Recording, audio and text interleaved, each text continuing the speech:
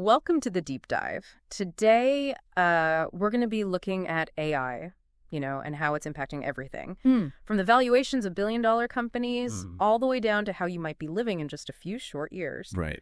We've got some excerpts here from a financial podcast talking about some AI startups and another one that dives into trends, like the no by 2025 movement.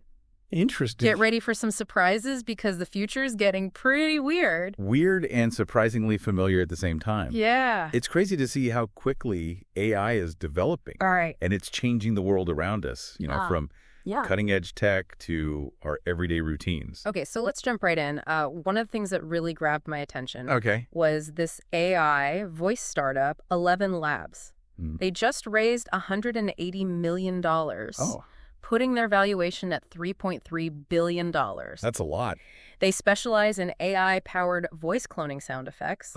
And even conversational AI for things like customer service. Seems like a pretty specific niche, but clearly investors see massive potential there. It's a niche market for sure, but it's one with a huge potential for growth. Yeah. What's really interesting here is their trajectory. They went from generating like $25 million in revenue to somewhere between 80 and 90 million in just a year. Wow. That's a significant jump. Yeah. And it's obviously attracting a lot of attention. Right. Plus, the technology itself is incredibly versatile. I mean, think about the applications, for entertainment. Yeah. For accessibility. Yeah. Even personalized marketing. Right, and they're not just relying on organic growth. Right. This funding round points to a larger trend we're seeing. Where these AI startups are partnering with major cloud providers like AWS and Azure. Oh, interesting. So they're not just building a cool product, they're also tapping into these really powerful distribution channels. Distribution is absolutely key. Yeah. Especially in such a competitive market. For sure. Think of Microsoft's quick adoption of the open source AI model, R1. It just highlights the importance of both innovation and those strategic partnerships. Speaking of big players, let's talk about OpenAI. SoftBank is reportedly thinking about investing $25 billion. Wow. Which would basically double OpenAI's valuation to $300 billion. That's just mind-blowing. Yeah.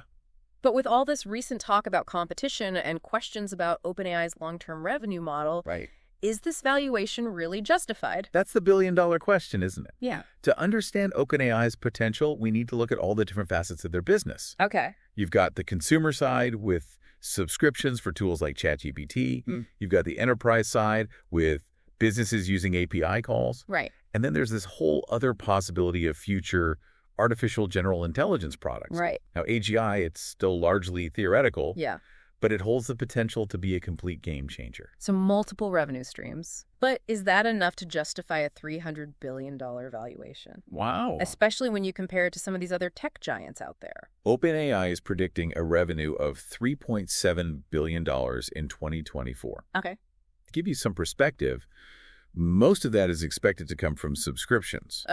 Whereas their competitor Anthropic is generating a larger chunk of their revenue from API calls.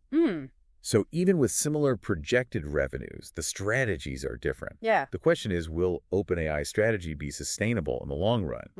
And is that potential future revenue enough to justify such a massive valuation today? It makes you wonder what investors are seeing that maybe isn't immediately obvious. And then to complicate things even further, OpenAI's potential $300 billion valuation.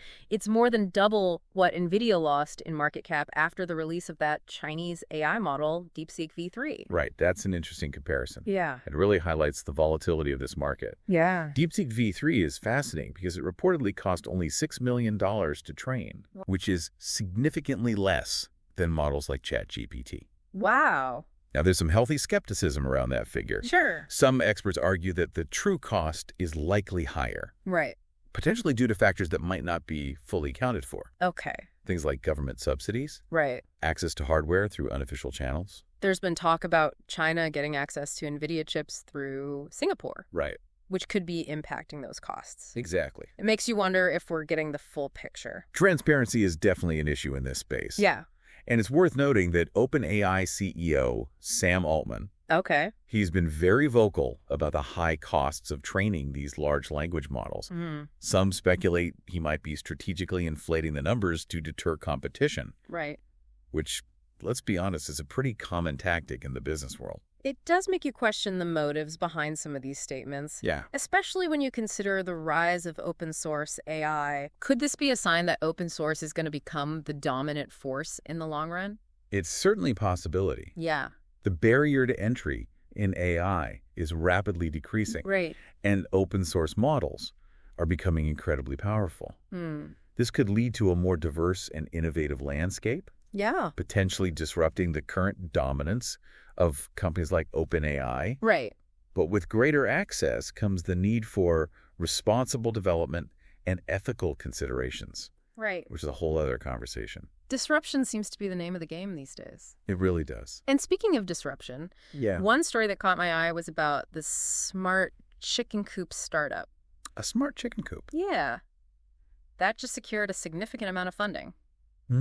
Sounds a bit out there. Okay. But it actually reflects a growing trend towards off-grid living and self-sufficiency, even in something as basic as food production. Tell me more about this smart chicken coop. Think of it this way. An AI-powered coop that monitors your chickens, protects them from predators, and even collects the eggs for you.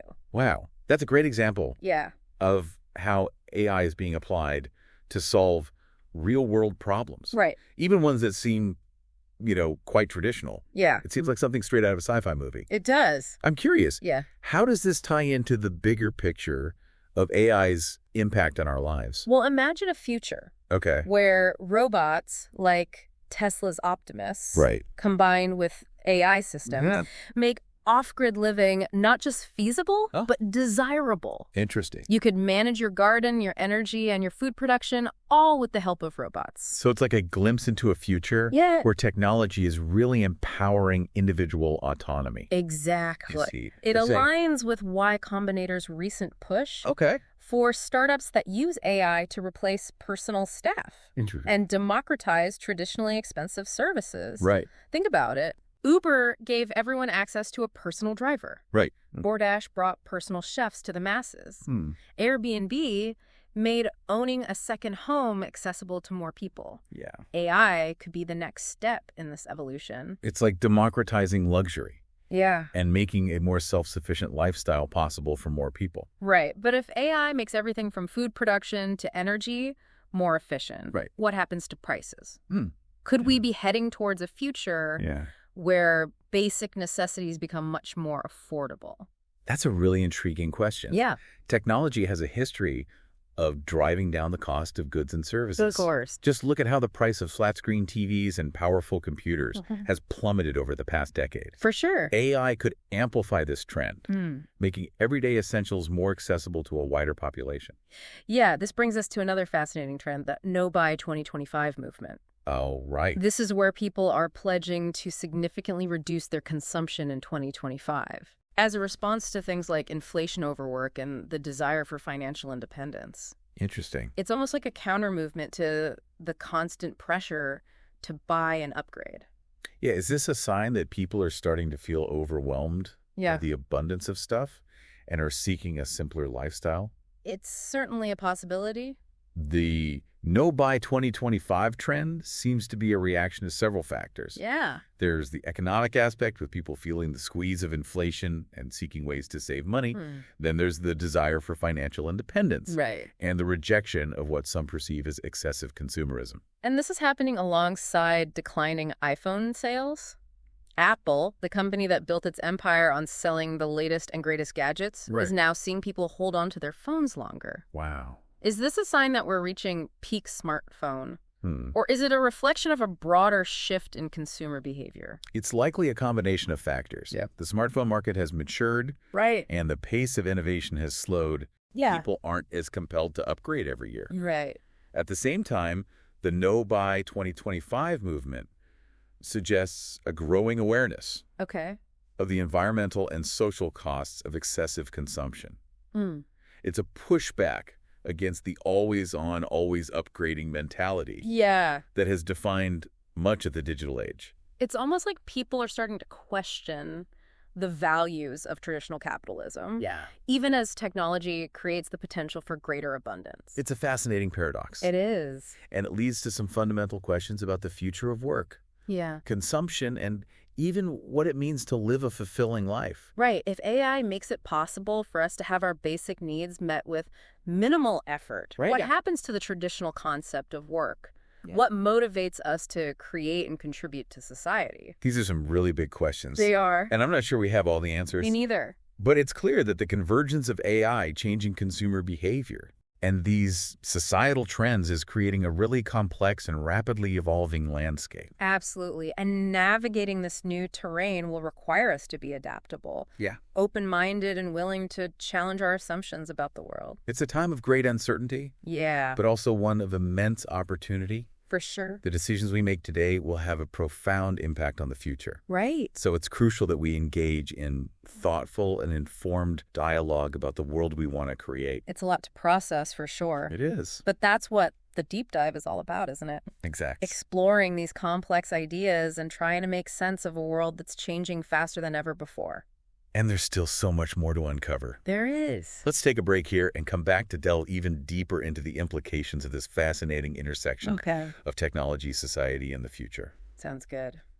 Welcome back to the deep dive. When we left off, we were talking about the No by 2025 movement and how it fits into this larger conversation about AI and the future of, well, everything. It seems like people are really starting to question the need to constantly buy new things, especially as technology has this potential to make so many goods and services more affordable. It's a really interesting trend. Yeah. And it raises some fundamental questions about our relationship with consumption. Right. In a world where AI could potentially create abundance. I mean, what happens when the scarcity that has driven so much of human history starts to fade away? Yeah, we're already seeing hints of this with things like open source software and just this massive amount of information available online. Right. What if that abundance extends to physical goods and services?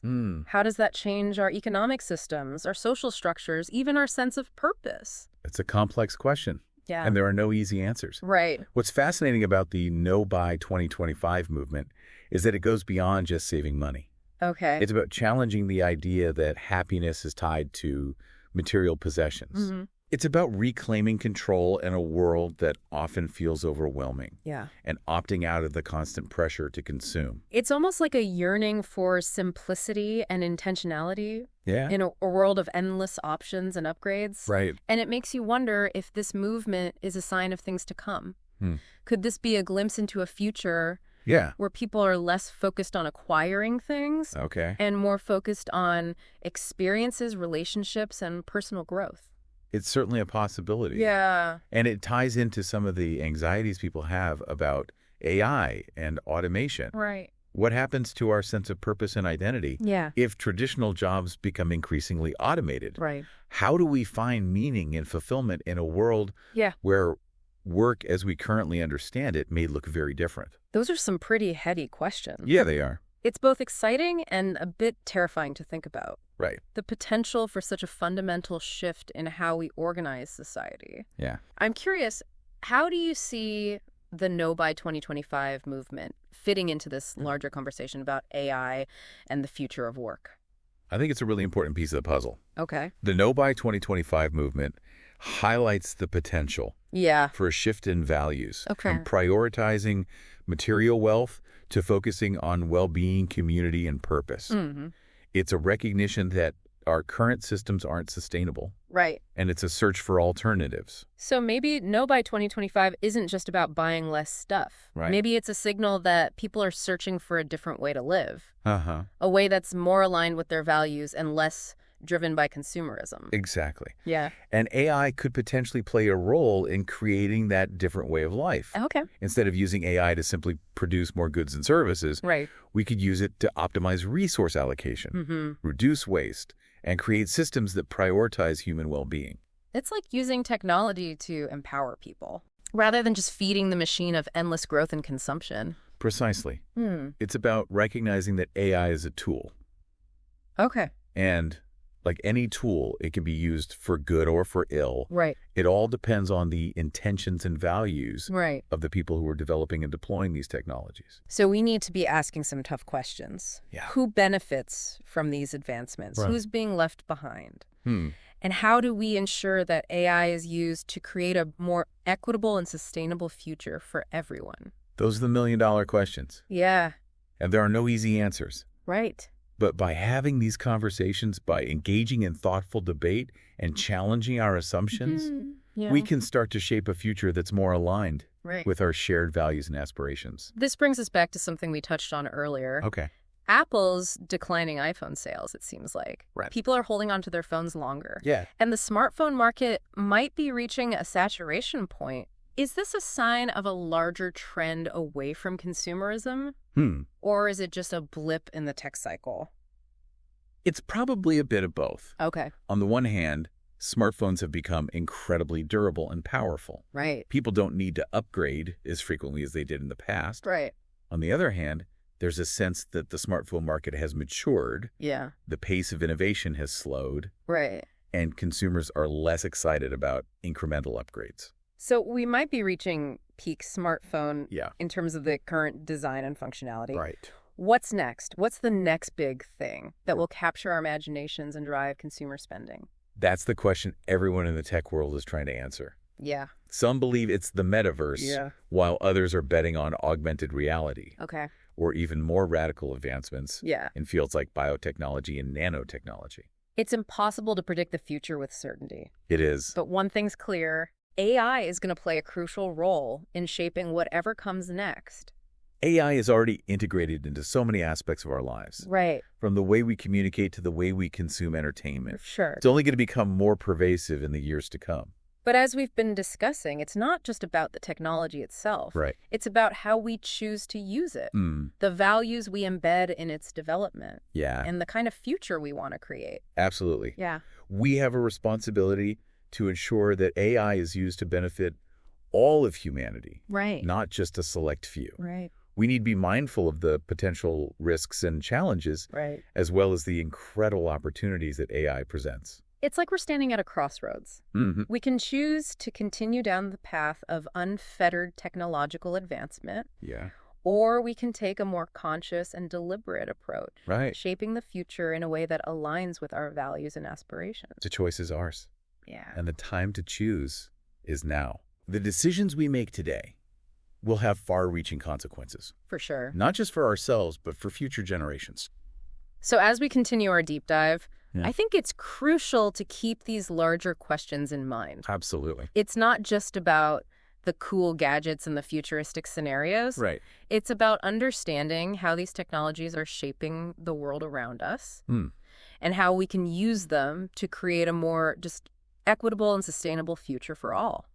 Well said. And with that in mind, let's shift gears and take a closer look at the No by 2025 movement. Okay. What are the motivations behind it? Yeah. Who's participating? Right. And what are the potential implications for the future of consumerism and the economy as a whole?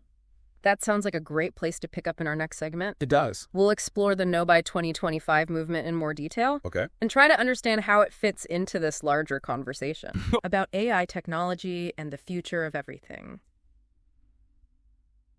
Stay tuned. Welcome back to the deep dive. Yeah. We've covered a lot of ground, from the financial world of AI startups to the rise of trends like No by 2025 and the potential for a future where technology could, reshape the way we live and work. It's been a fascinating exploration, and it really highlights how interconnected all of these trends are. For sure. AI is impacting not just technology, but economics, social structures, even our personal values. And one question that's been lingering in my mind throughout this whole deep dive is what happens to the concept of work? AI really does make everything cheaper and more efficient. This wasn't explicitly addressed in the source material, but it feels like a natural extension of the conversation. It's a question that's been debated by philosophers, economists, and technologists for decades. Yeah. There's no single answer. Right. But I think exploring the possibilities can help us understand the potential implications of this technological revolution. Right. Some envision a utopian future where AI frees us from the drudgery of labor, allowing us to pursue our passions and live more fulfilling lives. Others fear a dystopian scenario where mass unemployment leads to social unrest and inequality. So on one hand, you have this vision of a leisure-filled society where everyone gets to be an artist, a musician, or a philosopher. But on the other hand, you have this concern that automation could displace millions of workers and create this massive economic divide. Exactly. And the reality is likely to be somewhere in between. It's crucial to consider how we can harness the potential of AI to create a future that benefits everyone, not just a select few. For sure. That means thinking about new economic models. New forms of social safety nets and new ways to find meaning and purpose in a world where work might look very different. So it's not as simple as just handing over the reins to the machines and hoping for the best. No, it's not. We need to be proactive in shaping this future. Considering the ethical implications and ensuring that everyone has the opportunity to thrive. Absolutely. One idea that's gaining traction is the concept of a universal basic income, where everyone receives a guaranteed minimum income, regardless of whether they work or not. This could provide a safety net for those who are displaced by automation, and free people to pursue creative endeavors, education, or entrepreneurship. It's a radical idea. It is. But it makes sense in a world where traditional jobs might become increasingly scarce. But even if we solve the economic challenges, there's still the question of purpose and meaning. If we're not defined by our jobs, what gives our lives meaning? What motivates us to create and contribute to society? That's a profound question. It is. And I think it gets to the heart of what it means to be human. Throughout history, work has been more than just a means of survival. It's been a source of identity, community, and purpose. In a world where AI could potentially fulfill many of our basic needs, we might need to redefine our relationship with work and find new ways to derive meaning and fulfillment. Perhaps work becomes less about earning a paycheck and more about pursuing our passions, contributing to our communities, and making a positive impact on the world.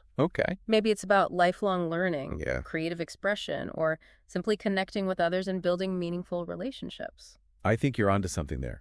This could be an opportunity to reimagine work as something that's intrinsically rewarding and fulfilling, rather than simply a means to an end. It's a chance to break free from the constraints of the traditional 9-to-5 and create a society that values well-being, creativity, and community over endless productivity and consumption. And maybe this No by 2025 movement is an early indication of this shift in values. It could be. People are realizing that true happiness doesn't come from accumulating more stuff. It comes from experiences, relationships, and living a life that's aligned with their values. It's a hopeful vision. It is. And it's one that I think is worth striving for. For sure. Of course, there will be challenges and complexities along the way. But by engaging in thoughtful dialogue, challenging our assumptions, and embracing new possibilities, we can create a future that's both technologically advanced and deeply human. It's been an incredible deep dive. It has. And I feel like we've only just scratched the surface of these complex and interconnected issues. From the financial implications of AI startups to these, philosophical questions about the future of work and the meaning of life. We've explored a wide range of topics that are shaping the world around us. And I hope our listeners have come away from this conversation feeling informed, inspired, and perhaps even a little bit challenged. The future is not predetermined. It's something we create collectively through our choices, our actions, and our commitment to building a world that's worthy of our highest aspirations. So as we wrap up this episode of The Deep Dive, I want to leave our listeners with a final thought. The future is full of uncertainty, but it's also full of possibility. Let's embrace the unknown, ask the tough questions, and work together to create a future that benefits all of humanity. Absolutely. Until next time, keep exploring, keep learning, and keep diving deep.